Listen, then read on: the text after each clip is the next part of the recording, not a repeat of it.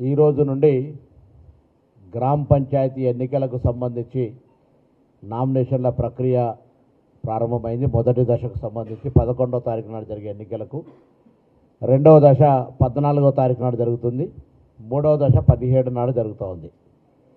ఈ సందర్భంగా తెలంగాణ ప్రభుత్వము స్థానిక సంస్థల ఎన్నికలకు సంబంధించి గతంలో ఇచ్చిన మాట ప్రకారంగా 42% రిజర్వేషన్లకు పోతామనే మాట ఇప్పటికీ కట్టుబడి ఉన్నామనేటువంటి మాటని ఈ సందర్భంగా మనవి చేస్తూ ఉన్నాను. వాస్తవంగా తెలంగాణ ప్రభుత్వం పక్షాన కుల సర్వే నిర్వహించి దానికి సంబంధించిన అంశాలన్నింటినీ కూడా మంత్రివర్గ ఉపసంఘం ద్వారా రివ్యూ చేసి తదనంతరం క్యాబినెట్లో పెట్టి క్యాబినెట్ నుండి శాసనసభలో చర్చకు ఉంచి చర్చలో అన్ని పార్టీల అంగీకారంతో ఏకగ్రీవ తీర్మానం చేసుకొని గవర్నర్ గారి ద్వారా రాష్ట్రపతి గారికి పంపినటువంటి అంశాలన్నీ కూడా తెలంగాణ సమాజానికి అందరికీ తెలుసు, ఇది బహిరంగ రహస్యం. ఇక్కడ కొన్ని రాజకీయ పార్టీలు బలహీన వర్గాల మీద ముసలి కన్నీరు కారుస్తూ తమ ఉనికి కోల్పోతుందనేటువంటి ఆలోచనతోటి అవకాశం తీసుకొని ఈరోజు రాజకీయపరమైన విమర్శలు చేస్తూ ఉన్నారు.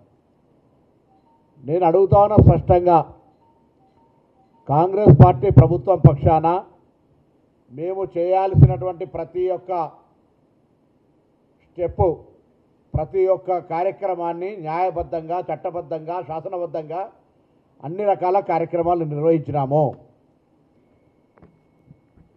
తెలంగాణ రాష్ట్రంతో పాటుగా మహారాష్ట్ర కానీ ఇంకా మిగతా కొన్ని రాష్ట్రాల్లో, బీహార్, కర్ణాటక ఇతర రాష్ట్రాల్లో కూడా రిజర్వేషన్లకు సంబంధించిన అంశం వచ్చినప్పుడల్లా ఇందిరా సహాని కేసు, అదేవిధంగా కృష్ణమూర్తి 7 బెంచ్ జడ్జిమెంట్ను ఉదాహరణ చూపెట్టి దేశంలో ఉన్న ప్రతి హైకోర్టు కూడా 50% మించొద్దు అనేటువంటి ఒక బార్డర్ను చూపిస్తున్నటువంటి విషయం బాధ్యత గల ప్రతిపక్షాలకు కూడా తెలుసు.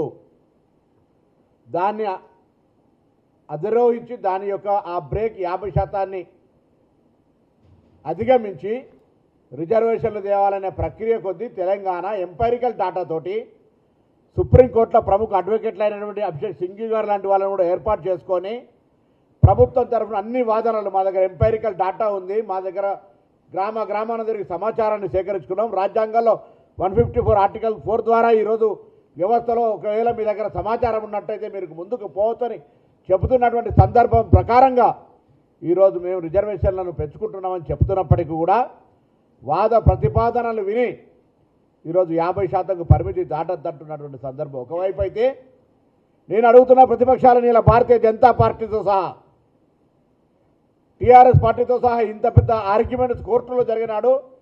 నేను అనేక సందర్భాలు ఇంప్లీడ్ కమ్మన్నా, మీ పార్టీ ఒపీనియన్ చెప్పమన్నా, ఫ్లోరా చౌదరి ఎట్లయితే సపోర్ట్ చేసిరో వచ్చి కోర్టులో కొట్లాడండి, ఇలా ఈ 42% నిలవడానికి కొరకు అని అడిగితే పార్టీ పరంగా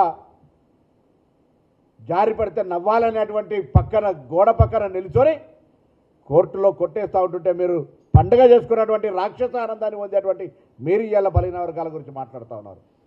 మేము అడుగుతున్న తెలంగాణ ప్రజాపాలన కాంగ్రెస్ ప్రభుత్వం బలహీన వర్గాలకు 42% ఇవ్వడానికి చేయని ప్రయత్నం ఏదైనా ఉంటే ఇవాళ కూడా ఛాలెంజ్ చేస్తా ఉన్నాం, మాకు చూపెట్టండి, మేము చేయడానికి సిద్ధంగా ఉన్నాం. కానీ రాజకీయ విమర్శలకు మాత్రమే పరిమితమై కోర్టు తీర్పులు 50% అధిగమించద్దని చెప్తున్నటువంటి సందర్భాన్ని దృష్టిలో పెట్టుకొని కూడా ఇవాళ వ్యవహారం నడుస్తూ ఉంటుంటే తప్పనిసరి పరిస్థితులలో ప్రభుత్వానికి సంబంధించి స్థానిక సంస్థలు 3 రకాలు, అవన్నీ కూడా పక్కన పెట్టి గ్రామ పంచాయతీలు పార్టీల పరంగా జరిగిన ఎన్నికలు, గ్రామ పంచాయతీ వ్యవస్థ ఉంటే ఇలా గ్రామ పంచాయతీల వ్యవస్థ లేకపోవడం కారణంగా ఇలా మాట్లాడుతున్న బీజేపీ టీఆర్ఎస్లు రండి, కేంద్ర ప్రభుత్వం నుంచి 2800 కోట్ల రూపాయలు రావాలి, వాటి కొరకు నిధులు ఇప్పించాడు ఒక ప్రయత్నం జరిగేటువంటి విధంగా జరగాలి. కానీ అది జరగకుండా ఎంతసేపు కాంగ్రెస్ పార్టీని బ్లేమ్ చేసే ప్రయత్నం చేస్తూ ఉన్నారు. ఒకవైపు నిధులు లేవు, ఎన్నికలను దాదాపు 2 సంవత్సరాలు వాయిదా వేసుకుంటూ వస్తూ ఉన్నాం. కింద క్షేత్రస్థాయిలో ప్రజా సమస్యలు ఉన్నాయి. అందుకే ఎంపీటీసీ జడ్పీటీసీ ఎన్నికలు 42% తోటి పోవాలి, కోర్టులో ఇంకా వాదనలు నిలిపియాలి, ఇంకా చట్టపరంగా, న్యాయపరంగా, శాస్త్రపరంగా శాసనసభ ద్వారా మా యొక్క పోరాటం కొనసాగుతుందని ఆలోచనతో పోతూ స్థానిక సంస్థలకు సంబంధించినటువంటి విషయాల్లో ఎన్నికలకు పోతుంటే సర్పంచ్లకు ఇలా మాట్లాడుతున్నారు. అసలు వీళ్ళకి చరిత్ర తెలుసా? వాళ్ళ పార్టీలో సామాజిక న్యాయం ఇవ్వాలన్న president, working president, CLP leader ఒకటే కుటుంబం. భారతీయ జనతా పార్టీ సామాజిక న్యాయం మా అభ్యర్థి ముఖ్యమంత్రి బీసీల అభ్యర్థి చెప్పుకుంటారు. ఫ్లోర్ లీడర్ ఎవరున్నారు, పార్టీ అధ్యక్షుడు ఎవరు ఇచ్చారు? ఇంత పెద్ద ఆర్గ్యుమెంట్ జరుగుతుంటే మీకు మాట్లాడే నైతికత హక్కెక్కడిది? మీరు సామాజిక న్యాయం గురించి మాట్లాడేటువంటి పరిస్థితి ఉందా? ఇలా సామాజిక న్యాయానికి కాంగ్రెస్ ఛాంపియన్ ముఖ్యమంత్రి ఒక వర్గం అయితే ప్రదేశ్ కాంగ్రెస్ అధ్యక్షుడు ఒక వర్గం, ఉప ముఖ్యమంత్రి ఇంకొక వర్గం ఆలోచన చేయాల్సిన అవసరం ఉంది. ఇలా జాతీయ స్థాయిలో 27% రిజర్వేషన్, కేంద్ర సంస్థల్లో IIIT అటువంటి అనేకమైన సంస్థల్లో రిజర్వేషన్లు కల్పించిన ఘనత మా నాయకురాలు సోనియా గాంధీ గారు. చరిత్ర మరవకండి. ఆనాడు తెలంగాణ మొత్తం దేశంలో బలైన వర్గాల ఎంపీలను నాయకత్వం వచ్చి హనుమంతరావు గారు మా పార్టీ నాయకత్వం దృష్టికి తీసుకొస్తే కోర్టు వ్యతిరేకించిన అర్జున్ సింగ్ గారు తదితర ఆనాటి నాయకత్వం ఇలా 27% రిజర్వేషన్ ఇచ్చిన అంశాన్ని మరవద్దనే మాట చెప్తా ఉన్నాం. కేంద్రంలో బీసీ పార్లమెంటరీ కమిటీ ఏర్పాటు చేసిందని బీసీ పార్లమెంటరీ కమిటీ మెంబర్గా పనిచేసినాం. ఇలా నేను అడుగుతా ఉన్న బలహీన వర్గాల కొరకు బీఆర్ఎస్ పార్టీ, బీజేపీ పార్టీ చేసిందేందో చెప్పండి.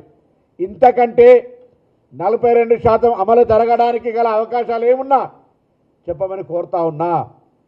మేము వినడానికి సిద్ధంగా ఉన్నాం. నేను మా ప్రభుత్వాన్ని ఒప్పించే బాధ్యత మాది. బలహీన వర్గాల మంత్రులుగా నాది, కొండా సురేఖక్క గారు, వాకిటి శ్రీగారి గారితో పాటుగా మా పార్టీ మా ప్రభుత్వాన్ని ఒప్పించి మెప్పించి తీసుకుపోగలుగుతాం. మార్గం చూపెట్టండి. మేము ప్రభుత్వంలో ఉన్నాం. అన్ని మార్గాలను చట్టం ద్వారా, శాసనం ద్వారా, శాసన సభల ద్వారా, ప్రజాస్వామిక వేదికల ద్వారా, ప్రజల యొక్క లెక్కల ద్వారా అన్ని రకాల మా ప్రయత్నాన్ని కొనసాగించడము. అధికారం కేంద్రంలో ఉంది. ఈడబ్ల్యూఎస్ తెచ్చినాడు కోర్టు అడ్డం వల్లే. ఈడబ్ల్యూఎస్ తెచ్చినాడు పార్లమెంటు ఆమోదం జరిగింది. ఇవాళ ఈ అంశం వచ్చేటప్పటికు నాకైతే కనీసం అందాజు కూడా అందుతలేదు. భారతీయ జనతా పార్టీ అఖిల భారత బీసీసీల అధ్యక్షుడు లక్ష్మణ్ గారు ముసలికన్నీరు గారుతో ఉన్నారు. మీకు నిజంగా చిత్తశుద్ధి, మీ డిఎన్ఏల బీజేపీ రక్తమైతే తెలంగాణ నుంచి వచ్చిన బిల్లులను ఆ షెడ్యూల్ 9లో కానీ లేదా పార్లమెంటు ద్వారా 50% ఓవర్ కావడానికి అధిగమించడానికి అనుమతించే విధంగా చూడండి. రాష్ట్రపతి గారితో ఆమోదింపజేయించండి. అది చేత కాదు. బండి సంజయ్ గారు, అరవింద్ కుమార్ గారు, ఈటల రాజేందర్ గారు, కృష్ణయ్య గారు కూడా మాట్లాడుతున్నారు. For BC, you're for BC. మీరైతే చట్టసభలో కూడా అడుగుతూ ఉన్నారు. అటువంటి సందర్భంలో తెలంగాణ ప్రజాపాలన ప్రభుత్వం 42% కొరకు తీసుకున్నటువంటి అంశం మీద మీ ప్రయత్నాన్ని చేసే ప్రయత్నం చేయండి. అవన్నీ ఏం చేయకుండా ఊరికేనే బట్టగాల్చి మీద వారేసి చేస్తే దయచేసి ప్రజలు కూడా ఆలోచన చేయాలి. ఇది గ్రామ పంచాయతీ ఎన్నికలు. ఇది గ్రామ పంచాయతీ ఎన్నికల్లో వ్యక్తి ఆధారితంగా ఎన్నికలు జరుగుతాయి. వాస్తవంగా ఇళ్ళకి గెలిచి పార్టీల పరంగా సంబంధించినటువంటి అంశం ప్రస్తావించడం రాదు. వాళ్ళు సానుభూతి పరులు ఉంటారు. తప్పకుండా గతంలో ఉన్న లెక్కలు తీసుకుంటే కూడా 50% పైనే బలహీన వర్గాలు గెలిచారు. ఈసారి ఇంకా ఇంత పెద్ద ఉద్యతమైనటువంటి ఉధృతం ఉంది కాబట్టి ఇంకా ఎక్కువ శాతం రావాలని కోరుకుంటా ఉన్నాం. ప్రజలు ఆ విధంగా ఐక్యంగా బలహీన వర్గాల ప్రజలను గెలిపించుకునేటువంటి ప్రయత్నం జరగాలని కోరుకుంటాం. కానీ రాజకీయంగా ఇలా టికెట్లు లేవు, ఇవన్నీ ఏమి ఉండదు. కానీ భవిష్యత్తులో జరిగేటువంటి దానికి సంబంధించి ఇంకా చట్టపరంగా శాసనసభ ప్రకారంగా చేయాల్సిన అంశాలకు సంబంధించి కేంద్ర ప్రభుత్వం ఒత్తిడి తేవడానికి సంబంధించి అన్ని రకాలుగా కాంగ్రెస్ పార్టీ నాయకత్వం, తెలంగాణ ప్రజాపాలన ప్రభుత్వం కట్టుబడి ఉంది. మేము రిజర్వేషన్ల పక్షపాత పార్టీ మాది.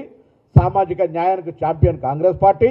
ఎప్పుడైనా ఏదైనా సామాజిక న్యాయం కొద్దో గొప్ప అటు జరిగితే కూడా మాట్లాడి ప్రజాస్వామికంగా అడిగి నిలదీయగలిగేటువంటి వేదిక కాంగ్రెస్లో ఉంది. మీ పార్టీలో ఉందా అని అడుగుతా ఉన్నా. ముఖ్యంగా Bharatiya Janata Party feudalistic mindset ఉన్న పార్టీగా బండి సంజయ్ బీజేపీ అధ్యక్షులు తొలగించినారు. ముఖ్యమంత్రి బీసీ అభ్యర్థి పెట్టి ఫ్లోర్ లీడర్ని చేసినారు.